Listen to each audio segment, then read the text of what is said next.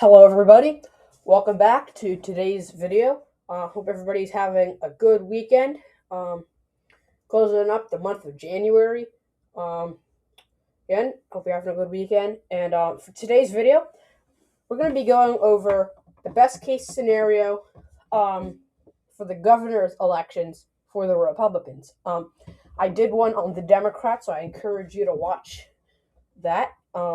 But here is basically for the Republicans. I'm still acknowledging that the Democrats should at least be somewhat favored, just because of the party out of power. However, we're going to assume that the Republicans kind of match their 2024 margins, so have a decent year, or maybe just like kind of like net even, maybe slightly right over the 2022 or something like that.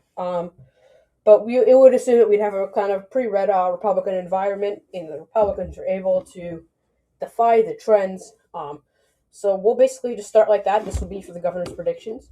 So first, we'll start with the safe Republican states. I'm including California, assuming that a Republican and a Democrat advance to the top of the ticket. But the jungle primary, is something to watch out for. With California, Hawaii, Illinois, Maryland, Larry Hogan is not running. Massachusetts, Charlie Baker's not running. And Connecticut. That seems to be about it. And I'd actually say that's about it for now. Those would be the safe states. A lot of them would be safe regardless. Start with the safe Republicans: Idaho, Wyoming, South Dakota, Nebraska, Kansas will get above 10. Laura Kelly cannot run for re-election. Oklahoma, Arkansas, Tennessee, Alabama, Florida, and South Carolina. I would say Iowa and Vermont. Phil Scott runs for re-election. Their Republican governor.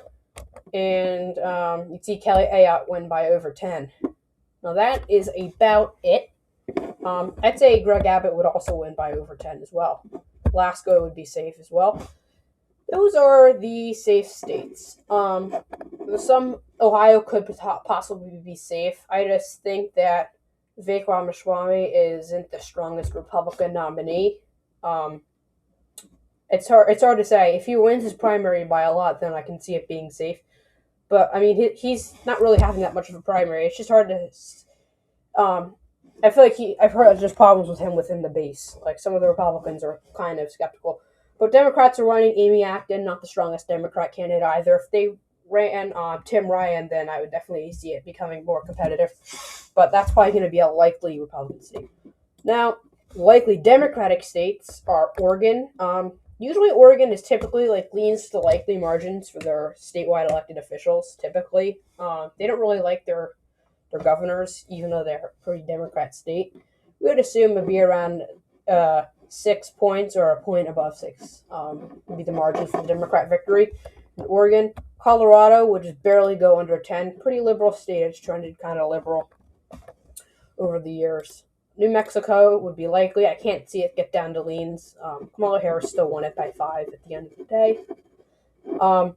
Minnesota would be likely. You have Amy Klobuchar, who is kind of an electoral juggernaut. She overperforms a lot. She's a U.S. Senator for Minnesota.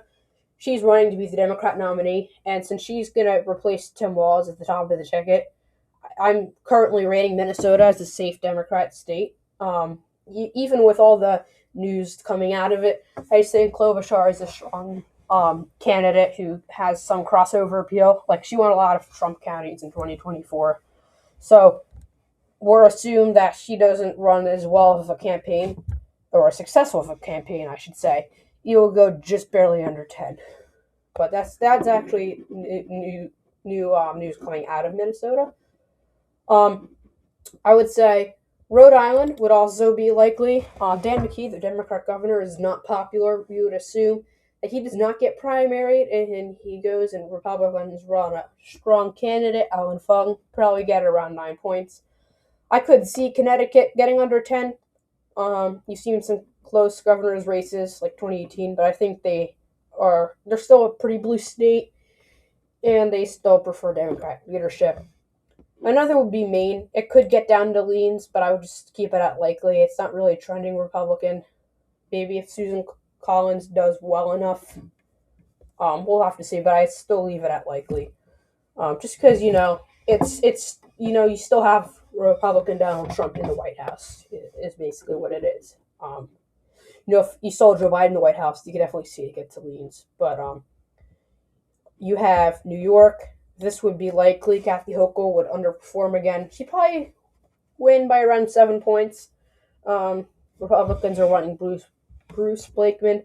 He's from Nassau County. He's a good Republican challenger. So if he potentially does well, it's hard to hit his strength in upstate New York is yet to be seen. We'll see how he does places like Rensselaer County, Broome County. We'll have to see how those swing areas vote. But we'll assume that it goes into the likely Democrat territory of New York. Okay, that is about it for the likely states. Now it's going to move to some competitive areas. These are going to be the leans. We only have one lean Democrat state, which is Pennsylvania. Now, you may say, that's weird. Why is Pennsylvania a pretty swingy state? Best case scenario for the Republicans, the leans. Well, you have Josh Shapiro, pretty big overperformer. He's a strong incumbent Democrat governor of Pennsylvania. He won by 15% against Doug Mastriano, the nominee that the Republicans put up. He wasn't a strong candidate. He had problems within the base, and he didn't really get a lot of funding from his party, which hurt him a lot. So Republicans are running.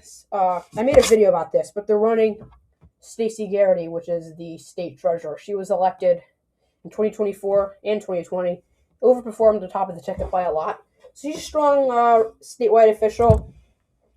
No doubt about it, she'll do better than Doug Mastriano. But Shapiro is probably going to win around in between 5 and 9 points, maybe even over 10 or 11 if Shapiro has a good night. We would assume he'd only win by around 2 or 3 points. Because it is a swing state at the end of the day, so I could see it get down to leans if it's a best case scenario for the Republicans. So that is about it. We do have, those are the lean Democrat. We'll now do likely Republican. This would be Ohio. I talked about this earlier. Vivek Ramaswamy would probably win around 8 or 9 points. Georgia, I'm not really sure how it's going to go. I still will keep that in leans.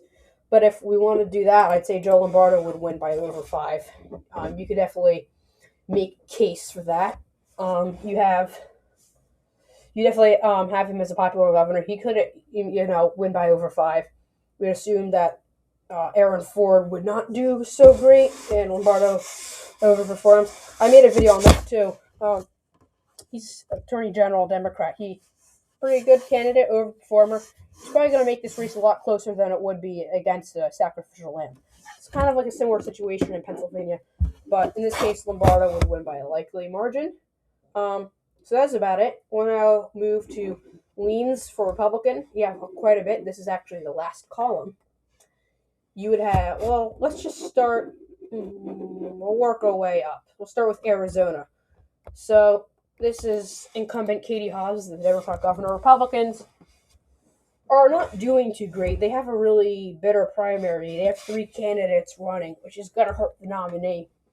But Arizona did vote for Donald Trump by like 5 or 6 points.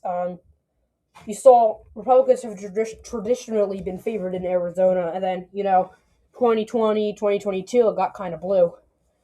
It's purple. But then in 2024, they did elect a U.S. Senator who's a Democrat, but they voted for Donald Trump by like 5 or 6. So it's pretty red at the top of the ticket. So we would assume that you'll be able to get enough Trump voters, whoever the Republican nominee is. Probably going to be Karen Taylor Robson if for electability purposes. And then you have Andy Biggs, who is the more anti-establishment type of Republican. And then you have David Schweiker, who's a congressman. He's probably not going to win the primary. But they're kind of divided, so we'd assume that Katie Hobbs goes down by around 2 points. For the Republican, best case scenario, we'll go over to Georgia. Similar situation. It'd probably be around 4 points on the Republican nominee. And in a normal election, I'm rating this as like R+1. This would be R+4. In this situation, they probably Chris Carr, Burt Jones would be the Republican nominee. They take out the Democrat whoever the Democrats put up. Both sides are having kind of a mess of a primary, so they'll cancel each other out. We'd assume Georgia would stay in the column and vote for Republicans. It's pretty purple state, but I do think they prefer Republican leadership. They would have a Republican governor. And then we would see two flips in the Midwest. We'll start with Michigan. We would assume that John James wins the three-way primary against Jocelyn Benson and Mike Duggan. I think this is, if there's one state that defies national trends, defies the odds, I think it would be Michigan. I think there's always that one state that's like, what the heck happened?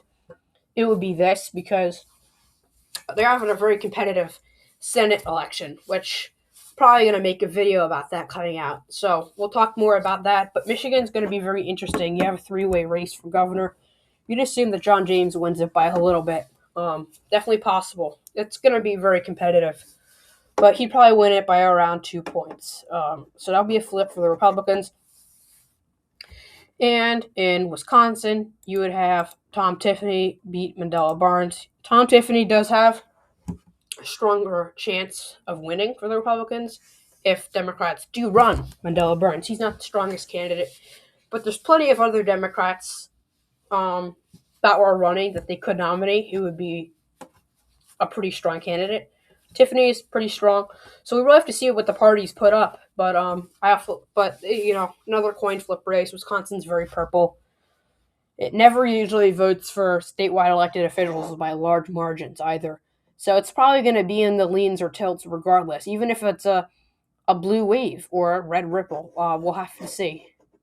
But Wisconsin definitely see getting competitive. But yeah, that's basically it. Hope you guys enjoyed the video about the Republicans' best case scenario.